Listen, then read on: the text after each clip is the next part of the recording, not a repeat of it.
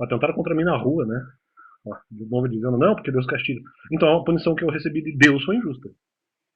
A punição que eu recebi foi injusta, porque tanto numa situação em que eu teria aventado a possibilidade de retorno rápido do ministério só para resolver a questão do mandamento, como também a possibilidade de fazer uma coisa mais abrangente em relação à igreja, também visando, vamos dizer, os mandamentos e outras coisas,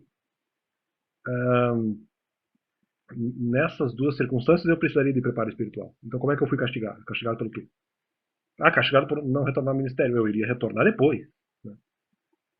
Só que por outro motivo, como eu falei, de maneira mais abrangente. Se fosse para retornar para um ministério só, eu não pensei tanto nessa possibilidade. Só que de qualquer forma, não, porque mesmo que eu tivesse pensado nessa possibilidade, não faria sentido. Eu teria que ter preparo espiritual do mesmo jeito. Justamente porque eu tinha medo das ofensibilidades.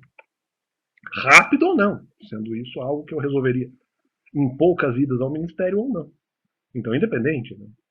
Eu não vou lá quando eu sabia que eu seria eventualmente ofendido. Então não teria porquê. Então, se foi aplicada uma punição contra a minha pessoa, foi injusta. Né?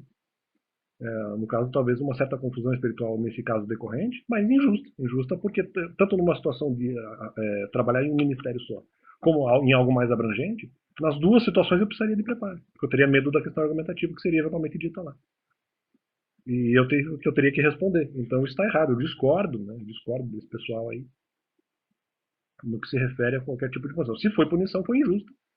Exatamente como eu falei, devido ao fato de eu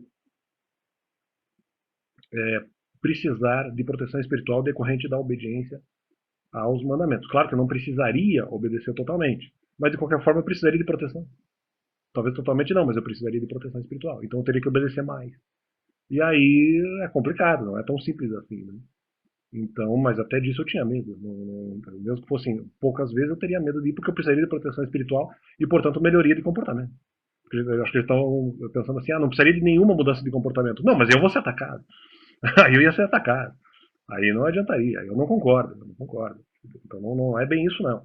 Qualquer punição aplicada contra mim foi injusta e, como diz a própria palavra, são soberbos que estão me atacando e que se fosse para mim punir, teriam que só ter falado a verdade. Não era o caso. Então, valeu.